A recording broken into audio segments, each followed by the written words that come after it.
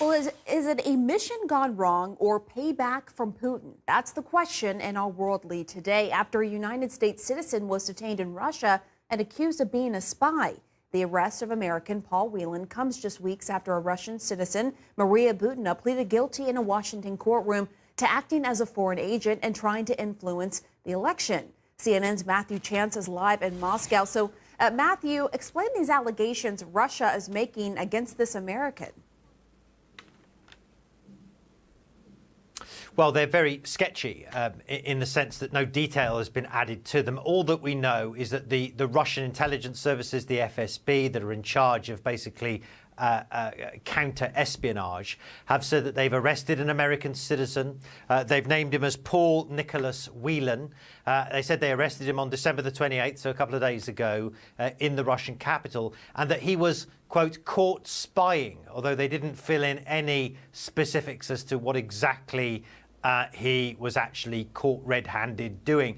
Now, the US State Department hasn't been much help either, because they've issued a short statement as well, saying that they acknowledge that they've been formally told that this American citizen is in Russian custody. They've asked for consular access, though they didn't indicate it's been given yet. And they said that because of privacy considerations, that's what they say, they're not going to give any further information at this stage. And so, you know, Pamela, we're still very much in the dark as to what exactly this individual, this American, has been caught doing. And just for context, Matthew, how rare is it for Russia to detain an American? I think pretty rare, but it's not unheard of. And it's sort of these kinds of detentions punctuate moments of tension in the relationship between Moscow and Washington. I remember in 2013, there was an American diplomat, Ryan Fogel, I think his name was, who was arrested and paraded on television, accused of espionage, and he was sort of pictured wearing a disguise, this bizarre blonde wig, which all Russians kind of laughed at the time. There was several other incidents as well of Russians being arrested for espionage. So it's not unheard of, but it is rare. And of course, it marks the start of what could be a very tense period in relations between the two countries. All right, and we're going to talk about that. Matthew Chance, thank you so much.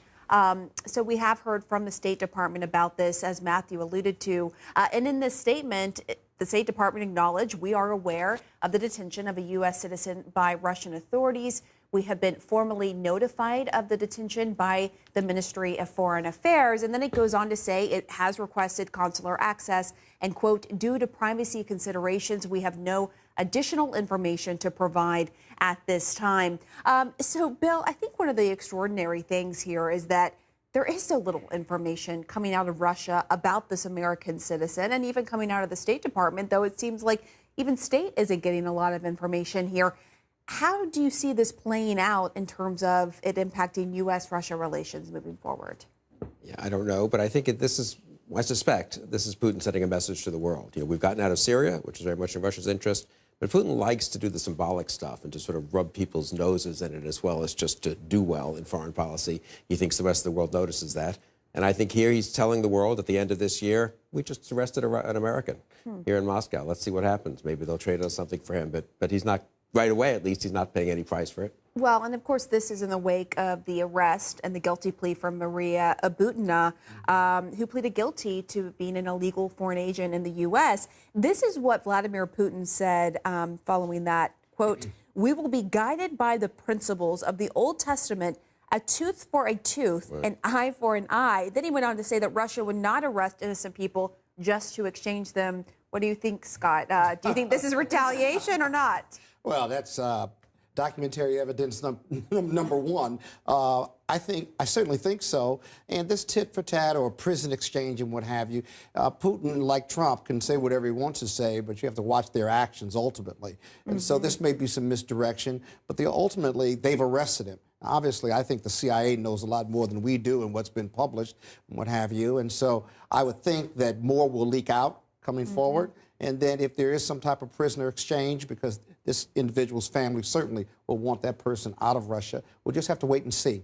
And President Trump's actions will definitely be watched. Speaking of actions that are watched, his actions and how he reacts to that will be closely watched because of his relationship with Vladimir Putin. Exactly. Right. I mean, he had drawn criticism since he's been in office, that he's been too friendly with Putin. So it will be interesting to see if that tone changes. Exactly. And one thing to watch this year as well. Remember, the president was actually supposed to meet with Vladimir Putin at the G20 last month. That meeting was canceled. Some signs that another Putin-Trump summit could happen in 2019. So we'll be on watch for that. There's a lot to be keeping an eye on in the year ahead. That is for sure. Happy New Year to you all. Thank you for coming on the show.